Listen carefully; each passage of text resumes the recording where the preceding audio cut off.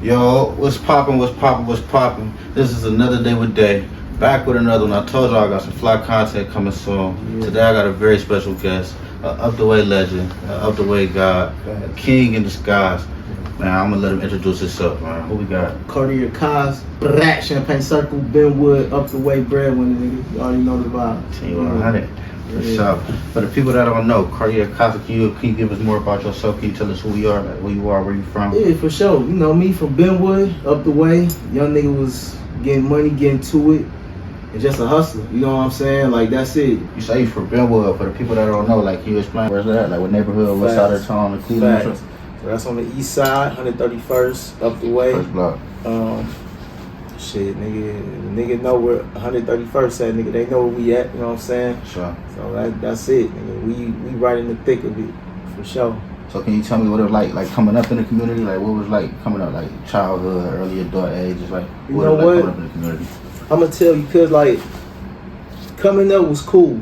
Like coming up was straight. It was like, of course, it was poverty, right? But we was all poor, so we didn't feel it. You know what I mean? Like when you grow up and everybody poor, it don't feel like nothing. It don't feel like we missing out on too much. It's like when you cold, when the furnace breaks, shit like that, of course, because it's cold as shit, you know what I mean? But it's like outside of that, everybody's happy. We making our own fun. We playing outside. We playing football. We kicking it. We had the fun house, you know what I'm saying? So it's like, it was cool, man. That shit, it was straight, you know what I'm saying? We got into trouble, of course, you know what I'm saying? But the community loved each other. The community, you know, we was all like family for real.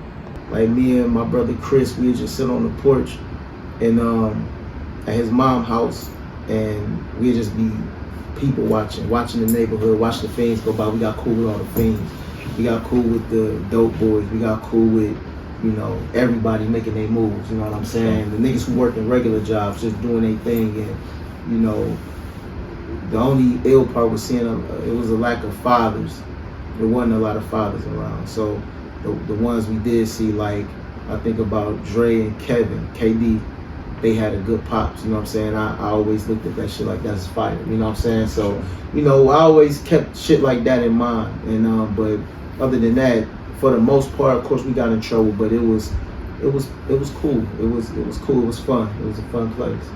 So like coming up, did you play any sports, or like, were you always into the music? No, I was terrible because I tried to play football. It was a dub. It was over with for me, my fat ass. I was a little fat nigga back then too. It was over with, nigga. But I was determined to be on something though. Sure. I remember being like on the sideline, like trying to play and shit, and like then they put me in, even like at practice, and I wasn't doing good, you know what I'm saying? And so, but I'd be on the sideline and I'll still be trying to do the exercises like they doing and I'm trying to, you know what I'm saying, show like I want to be a part of this, but in reality I'm like, I don't like this shit. You know what I mean? This ain't for me, you know what I mean? But so now I wasn't big into sports as far as playing, but I was watching sports, I was, you know, that type of shit, but eventually I grew out of that. I was more about getting money and then music. You know what I'm saying? Music was my shit, for sure. Yeah. So when did you get into the music? Like, when did you become an artist? When did you find yourself and say, hey, I want to be a rapper? Like, when did you make your first song? You know what? That's a good question. I was a young nigga, man. I'm trying to think, man. Chris put me on to a lot of music, and I remember like his brother Ant, you know what I'm saying, and my older niggas Timmy, and like it was a bunch of them niggas, and we had a little group and shit that we was part of, and we was young, but it was a studio up the street on Benwood, like Bob Benwood. I think it might have been on what the fuck is that street next door?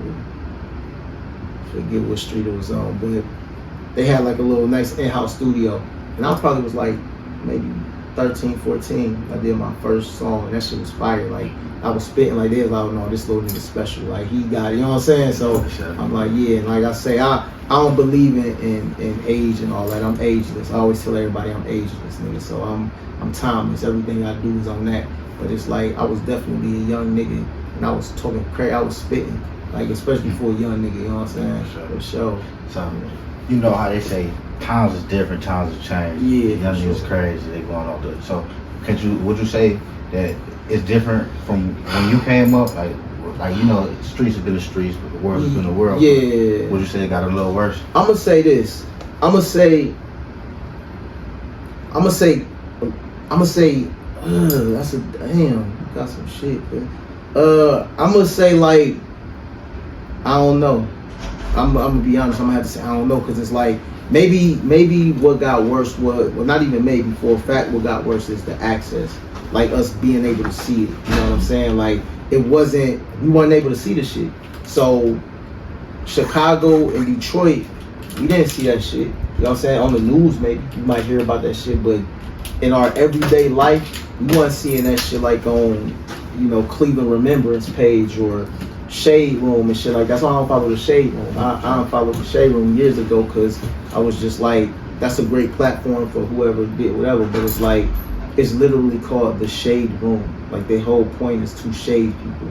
For sure. I'm a positive individual. I can't wake up every day wanting to see a nigga get shaded or a bitch get shade thrown on them every day. That's not part of what I'm into.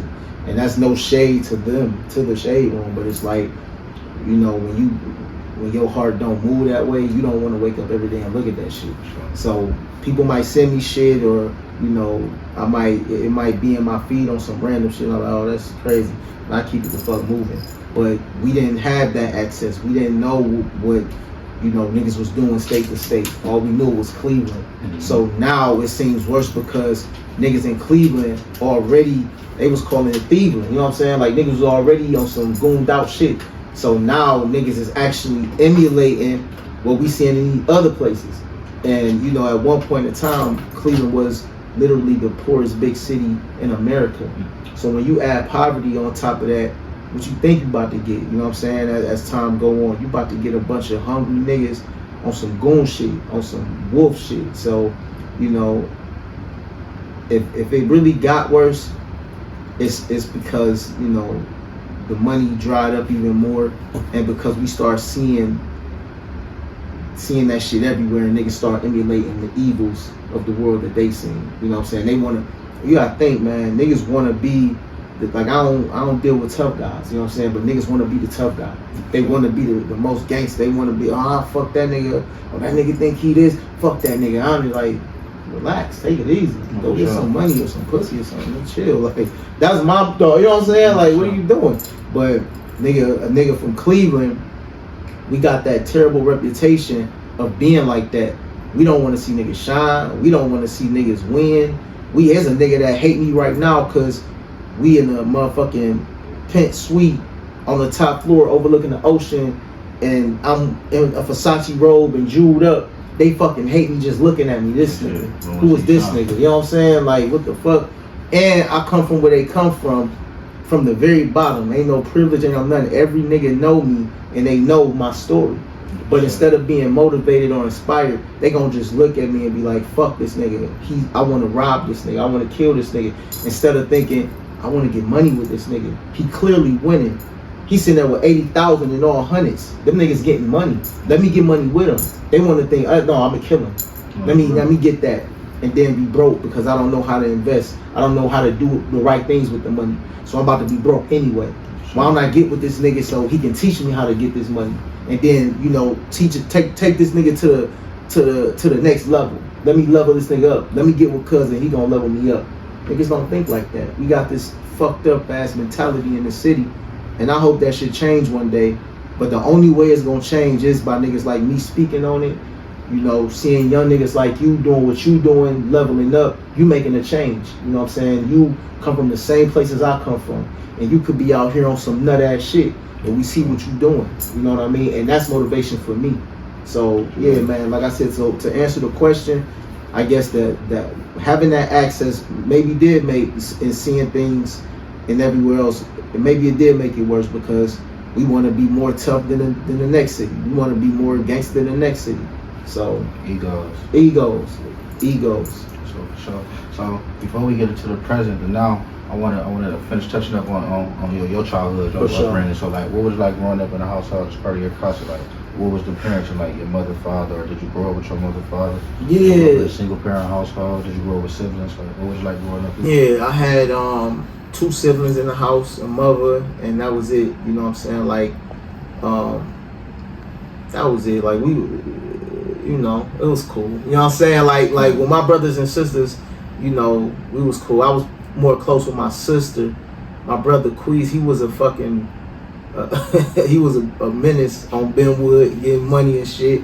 And you know, we wasn't as close back then, but now we like tied the fucking, you know what I'm saying? So, but you know, like we've been like that for like forever now. But like on the young nigga side, it was like we'll be fighting and shit, and you know, just brother shit, you know what I mean? So he put me on in the game, you know what I'm saying, doing certain things and shit. So, you know, he was fucking me over. I love you, brother. You know, he knew what he was doing. But you know, that was cool. And then as far as the parenting, you know, we was taught real values, you know what I'm saying, hard work, actually do right by people, you know what I'm saying. My granny was really making sure she instilled shit like that in us, you know, teaching us how to wash clothes, wash dishes, cook, you know what I'm saying. Prioritize and make sure that you don't need no bitch, you know what I'm saying. You will never need no woman for this, you know what I'm saying. So it's like, that's a lot of men, they don't even know how to be men because they wasn't even taught how to move correctly, you know what I'm saying. And you know, they say, you know, and I do believe like you need a man to raise a man, but them women, them strong black women are raising strong black men.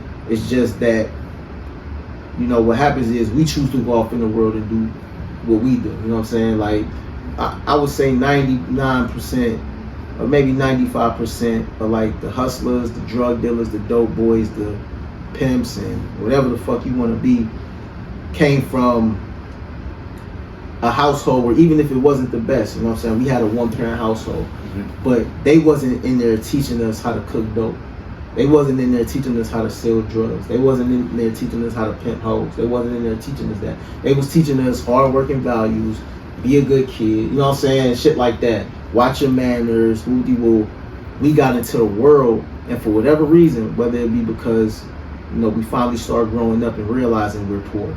Once you start realizing you're poor, then you want to start doing something about it. You know what I mean? Like, okay, I only got one pair of shoes for the whole school year. I'm wearing the same, you know, it's 5 days of school, and I'm wearing the same pants for 3 of them bitches, or 4. You know what I'm saying? I'm wearing the same shirts. My shirts got holes in them. I'm the fat little brother. My brother the skinny big brother. But how the fuck I got his hand-me-downs? You know what I'm saying? This shit don't even fit right. This don't even look right. You see what I'm saying? So that's when you start to understand things, and you know, you start to go out on your own and do things. But actually in the household, it was cool. My auntie Shannon was there helping raise me, Rosina, you know, my granny, and like these are hardworking women working 2 jobs at a time, you know, and teaching us values, teaching us how to really move correctly. You know what I mean? So I had overall it was a cool childhood as far as them people. They was teaching us correctly. You know what I mean? Sure. I wish it was like me, cause jealousy something I never succumb to. I had to find my path, ain't let no labels define my craft. Rose petals inside my bag, pure joy inside my lap.